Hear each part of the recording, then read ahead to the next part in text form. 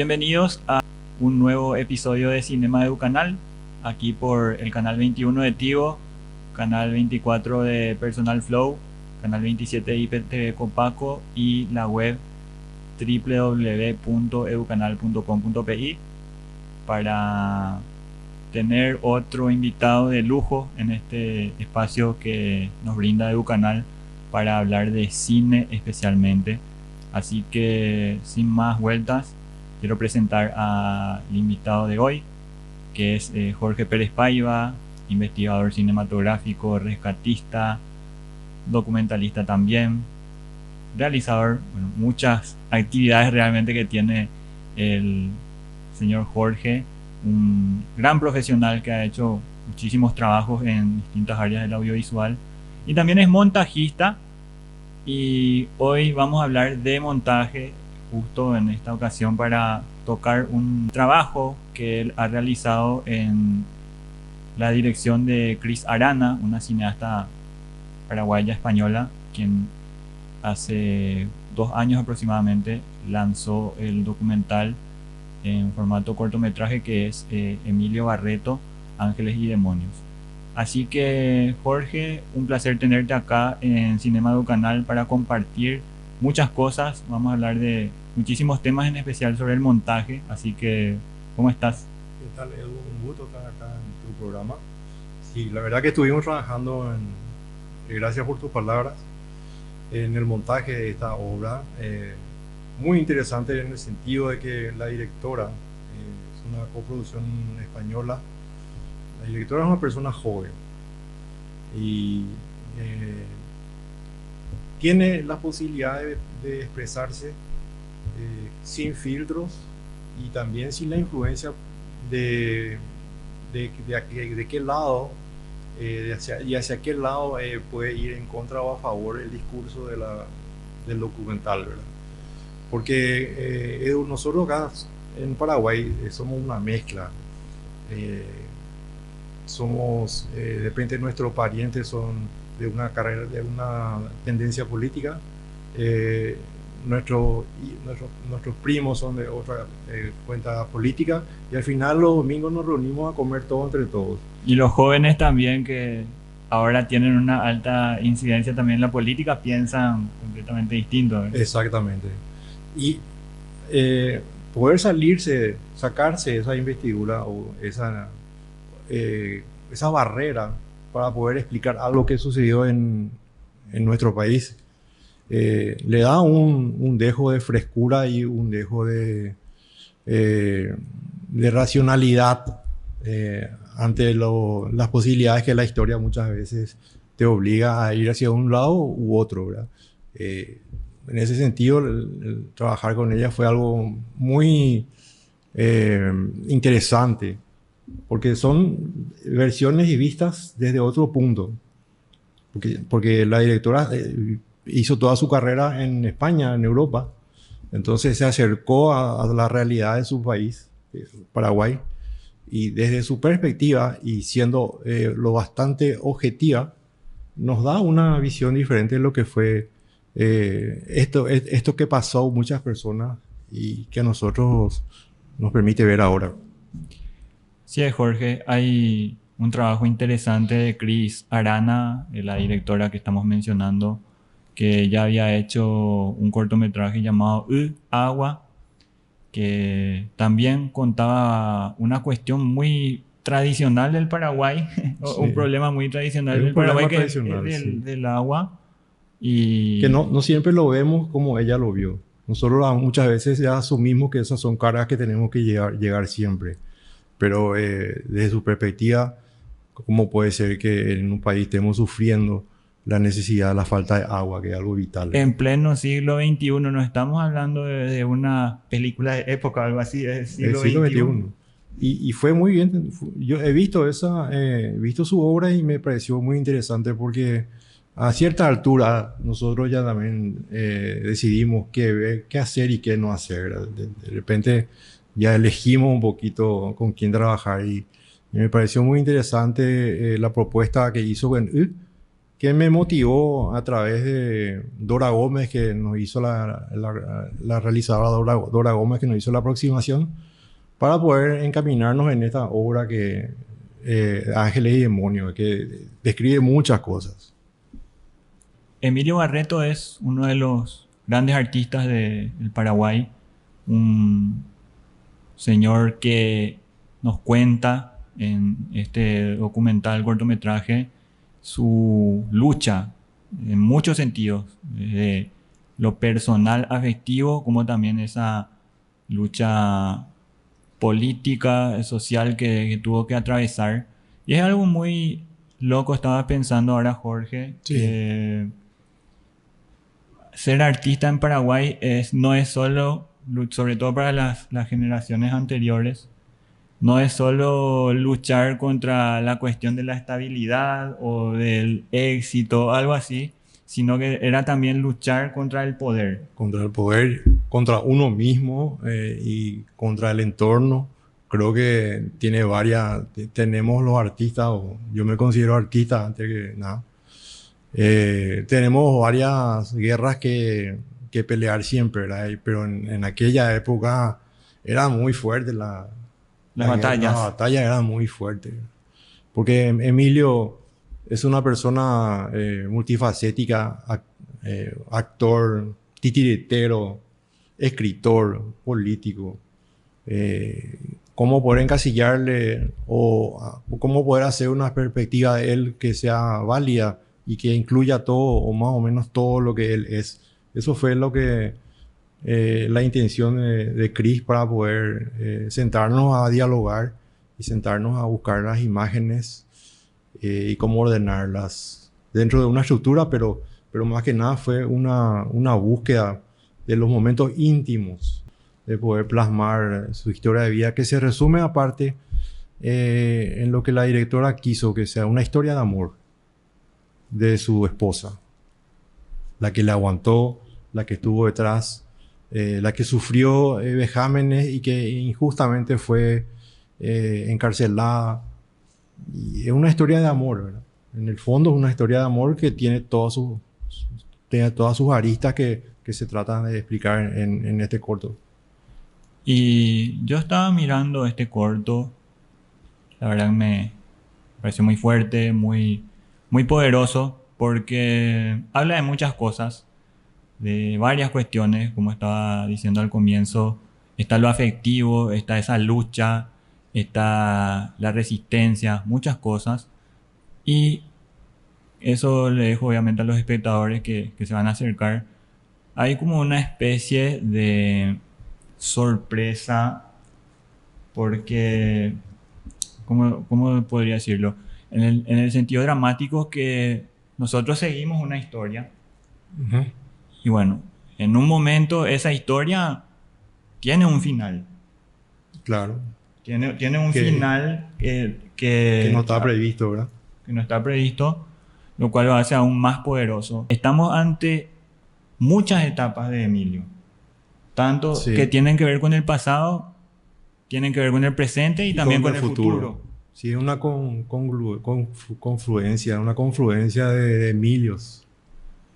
Y Emilio está caracterizado por hablar y ser muy explícito en todo lo que dice y se toma su tiempo en hablar. Entonces, trabajamos en el discurso de él para poder concretar eso que vos estás diciendo, que ahora que me decís creo que llegó. Los Emilios de antes, de mañana y de ayer y de hoy. Y cómo esos tiempos le influyó a él en su personalidad, en su pensamiento, siendo una persona muy jovial, con muchos proyectos a sus, creo que 80 años ya. Y sí, es así, como vos decís, es un prisma de varios ángulos de él y de su señora. Por supuesto. Y yo estaba diciendo una palabra que tal vez la mayoría de la gente podría conocer, pero igual sería interesante escuchar el punto de vista tuyo, que estaba diciendo la palabra montajista. Ujú. Bueno, para vos, ¿qué es un montajista? ¿Qué representa un montajista también en el cine? Bueno, es un término que tiene muchas acepciones, ¿verdad? Multisemántico, se utiliza de forma buena o también se utiliza de cualquier forma. El montajista lo que hace con diferencia del editor, como se dice, es que está trabajando por una idea y tiene que llevarla a cabo según una perspectiva de un director. Quizás no se utiliza muchos recursos o quizás se utilizan varios recursos, pero eso depende mucho de la perspectiva del guión, del montaje. Creo que es más artístico, creo que es más intrínseco ser montajista de una obra que... somos todos editores, muchos los que trabajamos aquí en la edición en Paraguay podemos hacer documentales, podemos hacer publicidad, podemos hacer programas de televisión. Como editores sabemos todos los métodos para poder concretar los tiempos, los formatos, los códigos, el acompañamiento del sonido, el apoyo de en vivo como estamos ahora. Pero el montajista trabaja de una cuestión, pienso yo, puedo estar equivocado, más poética, más artística, más profunda. Es como que uno se tiene que entregar más para poder concretar una obra. No sé, vos también sos editor y quizás esté de acuerdo con eso, ¿verdad? Yo creo que el montajista está relacionado al arte cinematográfico y el editor podría llegar a hacer varias otras cosas aparte de también de lo cinematográfico, pero a lo cinematográfico está implícito el concepto de montajista. Sí, sí. El montajista es una persona Es que... medio político también, porque tiene que negociar con el director algunas cosas. Sí, y es una persona que con un simple detalle puede lograr un lenguaje completo. Sí, o un corte abrupto que puede indicar, son famosos los cortes de Lawrence de Arabia, cosas así que marcan toda una historia, ¿verdad? Porque la edición en general, como la conocemos, es algo, no voy a decir operativo, porque hay también mucho arte en la edición, especialmente para lo que tiene que ver con lo Hay, publicitario, hay, con cosas así. hay arte, hay método. Sí. Pero el montajista probablemente te podría dejar un plano feo que él va a saber cómo lograr o va a saber entender por qué está Exacto. ahí. Es un plano, como lo decimos en guaraní, medio queché, es medio... Tiene su motivo, tiene su Y, explicación. y- O podés vos, si le decís al director, ¿por qué este plano es así? Podría ser de otra forma y te explica el director, no, porque esto, y vos entendés. O sea, poder entender es importante para un montajista. El no entender te lleva a un abismo de vacío y de silencio que no sabes responder. Tu universo de conocimientos culturales tiene que ser bastante amplio para poder discernir eh, lo que dice el director y lo que vos considerás que es lo que él está queriendo. sí, hay que hacer, como se dice, una lectura. Después de esa lectura, empezar a conectarse con la historia. Sí, Y a partir de la historia vienen las claro. ideas. Claro, vos tenés que conocer la historia, tenés que empaparte. Y el director por lo general ya viene cansado de todo lo que es su trabajo, de haber llegado, de haber conseguido la plata para la obra, de haber hecho el guión, de haber conseguido los lugares, de haberte contratado a vos, ya está cansado. De pronto tu ayuda es estratégica para la conclusión de la idea del director, en este caso de Chris. Y recomendamos, entonces, a aquellas personas que a lo mejor no hayan visto todavía el material, esta obra, Emilio Barreto, Ángeles y Demonios, ya está disponible en YouTube. Eso es un dato muy importante. Ya la película está libre, está disponible para que puedan analizarla y de a poco ir acercándola a las escuelas también, Jorge, porque hay una cuestión muy importante que debemos de hablar y es que el cine es importantísimo. Y no estoy hablando solo como un entretenimiento, que vos te sentás a ver una película estadounidense. Te sentás, bueno, quiero ver esta película, lo que sea, Claro. y bueno, Y te acostumbras a eso. sí, vos tenés una conexión con esa película desde el punto de vista casi de entretenimiento. Otras veces ya si abrazás el cine a lo mejor de otra manera ya puede ser algo académico, vas aprendiendo varias cosas también, pero hay algo que nosotros desconocemos completamente acá en Paraguay porque no hubo, y es la relación entre identidad nacional y cine. El vernos y escucharnos. A veces nunca estamos conformes con el doblaje de audio cuando vemos una película paraguaya. Decimos, pero así no hablamos. No es tan paraguayo. Yo creo, Edu, que es porque nosotros no estamos acostumbrados todavía a escucharnos. Entonces todo nos parece extraño. Y quizás nos estemos acostumbrando a vernos y a ver la historia desde otra perspectiva. No de la perspectiva sí, de los 5 minutos con que empieza la película y a los 15 tiene que explotar algo y a la media hora tiene que hacer un cambio, sino reflejarse uno en su perspectiva y en su historia, en su vida.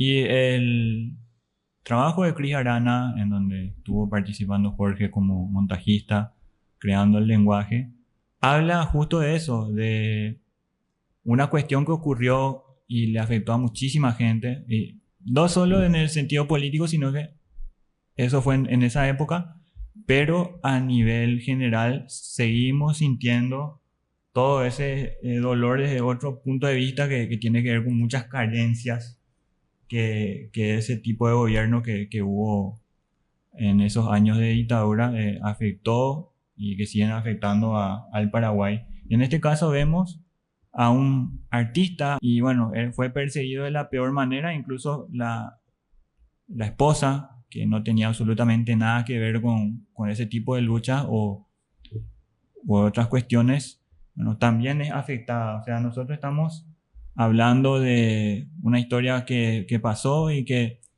gracias a que no tenemos mucho cine, mucha gente medio que se olvida. O no sabe, o de pronto le vemos. Emilio Barreto es un actor que ganó hace poco un festival, el mejor actor en el Festival de Gramado en Brasil. Un festival muy importante en Brasil que ganó. Si tenés una aproximación de quién es él, quizás lo reconozcas por el cine, o también fue actor de teatro mucho tiempo, Sí, titiritero, pero recordarlo por todo lo que fue su sufrimiento y todo lo que fue su derrotero, es algo que, como vos decís, solamente comunicando y mostrando podemos ver y podemos interpretarnos a nosotros, como te dije, porque tu pariente de una corriente, tu hermano de otra, tu jefe de otra, y con eso podemos verle bien a quién es Emilio, una persona que sufrió muchísimo y que hizo muchísimo. Y es como ver todas las aristas de nuestras realidades. aparte hay algo que me puse a pensar también mientras estaba desarrollando el episodio que íbamos a hablar de también como espectador, que se da un ambiente muy costumbrista que a poco va desnudando todo ese infierno Sí. interno, porque lo vemos a Emilio en su casa haciendo actividades de jardinería, cosas muy Claro. comunes al comienzo que hacemos todos, pero detrás de ese ser humano hay una carga muy, muy pesada que se va abriendo, se va dando hasta el final del film, que los últimos 5 minutos aproximadamente son brutales por todo lo que se transmite, por todo lo que se cuenta. Y bueno, qué bueno escuchar de tus palabras de espectador que eso se pudo interpretar y ver, ¿verdad?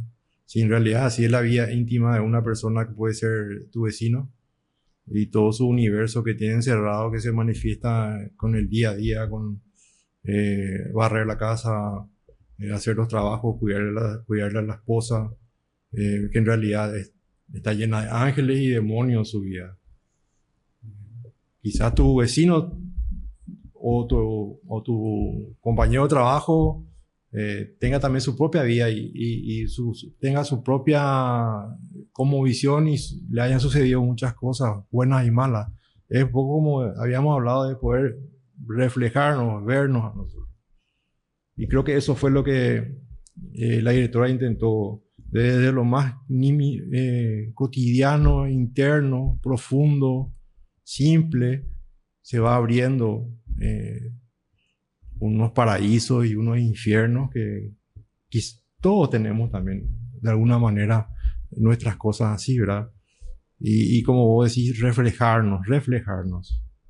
Sí, porque hay una realidad muy fuerte y es que el cine tiene esa capacidad de darnos identidad nacional con cualquier formato, ya sea con cortometraje, documental, animación incluso. Hay muchas maneras. Por ejemplo, una vez estuve hablando en uno de esos episodios que hice online, ahí con otro amigo, con Rubén Montiel, que es un periodista de música. Y yo le invité para hablar del cortometraje, bueno, mediometraje sería ya, porque casi 25 minutos, hecho por Luis Aguirre y Esteban Aguirre, que era 1:30.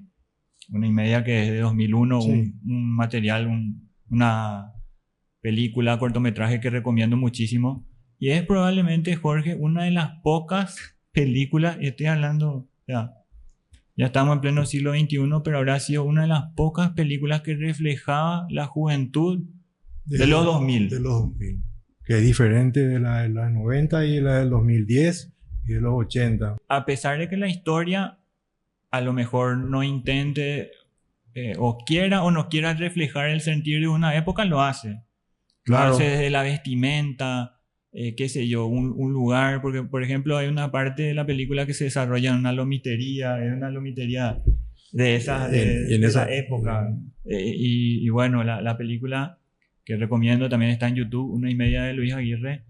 Bueno, logra captar un sentimiento de una época. La música también suena, por ejemplo, puro rock nacional, ahí no hay ninguna canción extranjera, es todo nacional. Es exactamente lo que estábamos hablando, ¿verdad? Ahí uno se va reflejando en su contexto. La película es del 2005, 2002, 2010 para arriba también tiene su atmósfera. Las películas, inclusive los materiales de registros históricos de archivo, vos ves cómo hablaban los jóvenes, qué les gustaba, cómo se manifestaban. Hasta la forma de hablar varía con las décadas. Y eso es bueno saber y escuchar.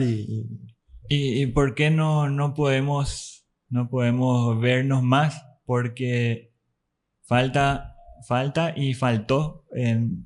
Incluso ya estamos hablando que tenemos democracia casi 40 años. Sí.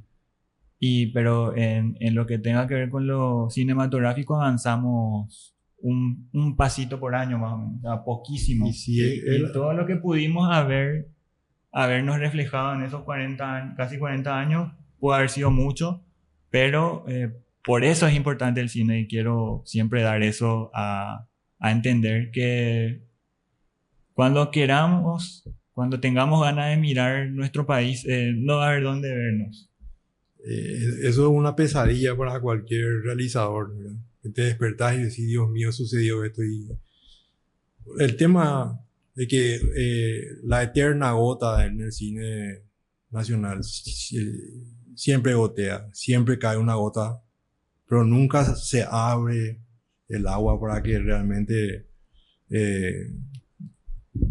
se logre nuestra propia identidad, que nosotros podamos decir, esto sí somos paraguayos, sí somos así, o esto pasó, esto no sucedió. Así hablaban de los 90, de los 80. Ese mundo interno que nosotros ya damos por descartado sigue existiendo en las imágenes, sigue existiendo en nuestra realidad y somos producto de todo eso.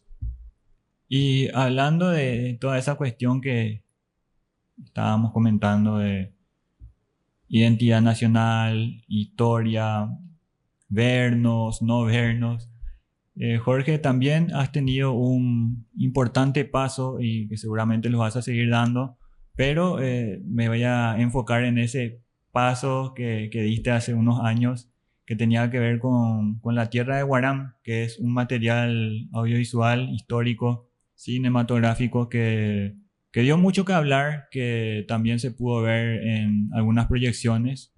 Y quiero dar también eso a la teleaudiencia para que conozca, para que pueda acercarse. ¿Qué es la tierra de Guarán y cuál fue ese logro que conseguiste? A la pucha, eso fue un golpe, fue una luz que en realidad la tierra de Guarán es un material fílmico del año 1935 con sonido. El sonido óptico incorporado fue el primer material de sonido óptico en Sudamérica. Y fue una prueba que hicieron utilizando a Paraguay como la prueba más que nada de todos los equipos y utilizando como de excusa, diríamos, hacer un trabajo que el gobierno le encomendó que es hacer un material cinematográfico de propaganda a favor de Paraguay, como el cine también se tiene su lado propagandístico desde la época de los soviéticos hasta hoy, ¿verdad? Vinieron a la retaguardia una producción, vino a la retaguardia una producción argentina contratada por el gobierno. Por el gobierno paraguayo. Por el gobierno paraguayo. Y grabó todo lo que era la retaguardia y todo lo que hacían las personas, la población, el gobierno durante la retaguardia, durante la guerra misma. Y a veces no tenían muchos lugares donde filmar y se rebuscaban para poder dar la información. Y gracias a ese rebusque, nosotros tenemos acceso a cómo era la ciudad, qué hacían, qué actividades se realizaban. Ese material ni siquiera se supo su existencia hasta ese momento. Hemos ido a hacer una investigación. Esa investigación fue fomentada y producida por la Universidad del Norte. De hecho, la actividad audiovisual en la universidad es una actividad que funciona dentro de la dependencia de posgrado, porque es una investigación. Y dentro de las investigaciones, la más interesante y la más inédita fue La Tierra de Guarán, que es un documental propagandístico sobre el Paraguay. Y ahí podés encontrarle hablando a Monseñor Bogarín, hablando a Juan Eoleari, hablando a cómo eran las calles ahí, qué hacían las personas en ese entorno. ¿Puedo tirar algo fuerte, sí. Jorge? Mayormente a todos los grandes personajes de la historia del Paraguay lo conocemos por fotos. Claro, la gran mayoría. Pero verle hablando. Verle hablando a las personas que están diciendo. Es casi surrealista. Este habla. Es casi surrealista que la foto hable, ¿verdad? Fue una cuestión. A mí me encomendó el doctor Juan Manuel Marcos, porque habían vestigios y habían datos de que había materiales fílmicos sobre Paraguay en el archivo de la Nación Argentina. Y encontré lo que queríamos buscar, pero también encontré la tierra de Guarán. Me hice amigo del archivista. Fuiste buscando una monedita y te ganaste la lotería. Encontré la lotería, exactamente. Me dijo, vení Paraguay, vamos a ver qué más hay. Y nos fuimos con las latas de 16 y encontramos. Él no sabía qué era. Tuvimos que mirar y después dimos cuenta a través de la investigación bibliográfica posterior que era una obra única, que ahora es parte del acervo nuestro. Ahora podemos ver a nuestros referentes ya en una foto, no en una foto, sino hablando. Monseñor Bogarín arengando a la gente de la capital de que no pierdan la esperanza, a la gente de la retaguardia que haga todo lo posible para poder mejorar el tráfico y el fluido de la logística, los arsenales de guerra, al capitán Bozano haciendo su revista, en fin, un montón de cosas que eso somos nosotros, ¿verdad? Sí, son nuestros escenarios, nuestra gente. Hay algo que me impresionó mucho de ese documental. Tuve la suerte de ver casi todo ese documental. Me falta todavía verlo completo, pero me acuerdo de haber incluso utilizado varios de esos archivos para algunos de los trabajos que realizamos y trabajos ahí en la universidad. Que el calor que se respira en ese documental en la tierra de Guarán, porque estamos hablando de la guerra del Chaco, aclaro eso, es impresionante el Sí. calor que te da ver eso, por ejemplo. Sí, se siente ese calor. Recuerdo que el frío, el invierno azul del cielo, a mí me da mucho frío, ¿verdad? Pero el color quemado de las calles, ahí se siente que hay unos 50 grados, Edu, por ahí, es impresionante, se siente muchísimo. Y la gente Fuerte. ve con atuendos de la época, ¿verdad?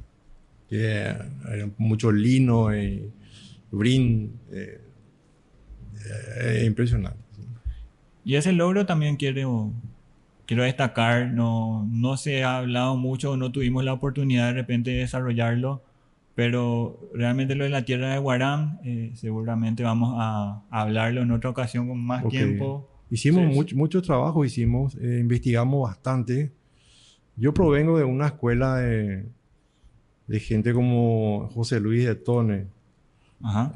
Manuel Cuenca, que eran mis compañeros cuando yo era muy joven y aprendí de ellos y mamé de ellos todo este tema que es la preservación histórica. Y evolucionamos entre los tres. En los 90 hicimos mucho de convertir a 16 milímetros a digital o a análogo con telecine, sistemas para poder rescatar lo antiguo y que se conviertan en archivos de video. Eso yo traspolé después al estar de vuelta con la investigación en la Universidad del Norte. También en el contexto, en el gobierno de Obama, apareció YouTube, el YouTube histórico del archivo de Estados Unidos, la librería Congreso, y ahí entramos y descubrimos un montón de cosas, Eduardo, que son de dominio público, Por suerte. por suerte. Y no así las producciones que son investigadas, que sí tienen ciertos derechos que hay que respetar, porque hay que respetar al que creó, al que investigó, al autor.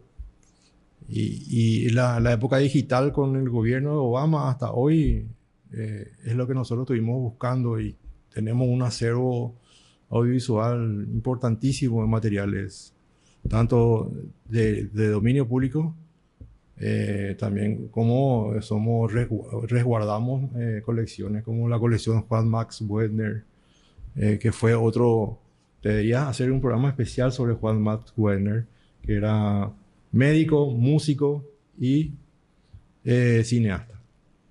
Y gracias a él sabemos todas las imágenes de los años 30 y 40, que fue un trabajo.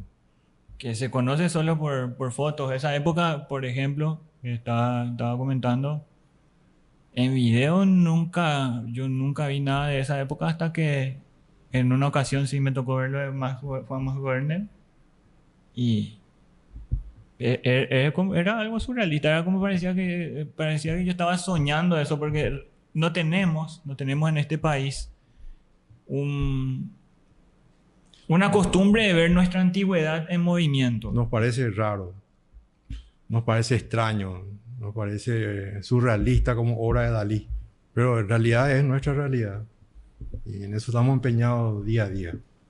Y para ir cerrando, Jorge, esta charla amena y de mucha información que estuvimos compartiendo aquí, contame en tu paladar de espectador, de cinéfilo. Sos una persona que ha desarrollado también cineclubes. Ese es otro tema muy interesante, muy divertido también de hablar porque hay varias anécdotas de actividad de los cineclubes. En tu cuestión como cinéfilo, ¿qué películas, acá te tiro un desafío rápido, vamos a ver qué sale, como espectador y como profesional del montaje, ¿qué películas podrías recomendar? Una o dos o tres que te parecen que hablen del tema del montaje en el sentido, esta película se hizo así, tiene un montaje muy especial por esta razón. ¿Cuáles, por ejemplo, vos recomendarías Bueno, para eso, que el ojo vaya especialmente derecho al montaje, ¿verdad? ¿Cuáles, por ejemplo, vos bueno, recomendás? una pregunta con trampita la que me hace, Edu, porque según la época también hay su referente. Yo te recomendaría El acorazado Patiomkin, Potemkin. Potemkin. Me dijo Galia Jiménez que se pronuncia Patiomkin, así que yo me mantengo en eso. El programa, Gracias, profe Galia, por las clases de ruso. Importantísimo de saber, en el serio. acorazado Patiomkin de Eisenstein, JFK De Oliver Stone. de Oliver Stone, que en el contexto de los 90 y Lores de Arabia, los cortes muy importantes. Creo que esas tres son referentes que si, si querés buscar algo más o querés aumentar tu universo, serían buenas para empezar. Evidentemente hay muchas más. Me cuesta mucho decir cuál, pero Sí, es para arrancar, es para arrancar. es un desafío rápido que te Sí, tiré ahí porque hay que hablar sí o sí sí, de qué películas podrían representar ese montaje de lo que estábamos hablando, ¿verdad? sí. El de Oliver Stone tiene un montaje muy interesante. En la época se empezaron a hacer las cosas de corte muy rápido. Vos podés ver la película El Cid Campeador de los años 50 con Charlton Heston. Tiene escenas de batallas de espadas que son más lentas, pero en aquella época era lo más rápido que había. Pero luego vino Ridley Scott a trabajar con los cortes violentos. También hay una que me mostraste vos que era The Bunch, La pandilla la salvaje. pandilla salvaje. Y también es una escuela muy interesante para poder cómo es la edición, cómo es el corte. Y 2001 dice en el espacio. O sea, es medio trampita es tu pregunta porque hay demasiadas opciones. Sobre todo lo que nosotros que estamos viendo siempre cine. Sí, y esa es la cuestión que queremos armar con el programa, que de repente vayan saliendo cosas, películas, referencias, que la gente le vaya dando curiosidad. Porque el tiempo es corto aquí, no tenemos como 2 o 3 horas para hablar de tanto, pero lo importante es que la gente vaya reconociendo los nombres o les vaya interesando esas propuestas. Por lo menos de verlas un ratito, esta película hablaban, Sí, ahora más o menos ya entiendo por qué se habla de esto o ese claro. tema. Y lo bueno también es identificar también de qué épocas son. Porque todas las épocas, como te dije, las espadas son más rápidas ahora, los cortes. Y en los años 50 y 60 eran más lentas. Pero no por eso eran malas. Es que así estaba, digamos, el imaginario veía hasta ahí. Así funcionaba el mundo en esa Así época. funcionaba, veía en ese HD y ahora vemos en otro. Todo cambia y todo es más rápido. Jorge, para tener un cierre más significativo aún, te quiero hacer esta pregunta. ¿Por qué es importante la cultura cinematográfica en Paraguay? Con eso nos despedimos. Porque podemos reflejarnos, porque podemos mirarnos qué somos. Y nos pueden conocer afuera también. Sí, pero mucho más nosotros. Hay una escena en, hay una escena en la película Siete Cajas Sí. donde le roban el celular a uno de los protagonistas y el que llama para saber del celular y es el ladrón mismo que te atiende. Y le dice, este no es más de él, yo le robé recién y nos reímos por eso. Solamente porque nosotros somos paraguayos nos reímos de lo que fue el momento en que el ladrón mismo le dice al que le llama, no amigo, yo soy el ladrón, ya le robé hace rato, por él está en tal parte. Ese contexto semiológico, simbólico, es nuestro. Y se pueden perder si es que nos olvidamos lo dejamos en la oscuridad, y nos reflejamos. Van a seguir pareciéndonos siempre que el sonido, la voz nuestra en las películas no es nuestra porque nosotros no estamos acostumbrados a escucharnos. Muchísimas gracias, Jorge. No, gracias a vos por tu gran trabajo. Este programa es un gran programa que estás haciendo y te felicito a vos. Como editor también, una persona muy ordenada. Gracias. Gracias de corazón por venir acá a compartir con nosotros. Y me despido de este episodio de Cinema Educanal. Muchísimas gracias por la preferencia, por la buena onda que siempre están tirando con el proyecto. Y lo que queremos hacer acá es hablar de cine nacional, de todo lo que representa el cine en un país. En este caso, en Paraguay, necesitamos mucho cine por muchas de las razones que ya estábamos comentando. Y bueno, analizar también otras películas internacionales, pero lo que más me llama a hacer este programa ahora mismo es hablar del cine hecho en Paraguay. Así que les mando un abrazo y síganos siempre en Cinema Dreamers SL, que es la página del proyecto en Instagram, para disfrutar más del séptimo arte. Hasta la próxima.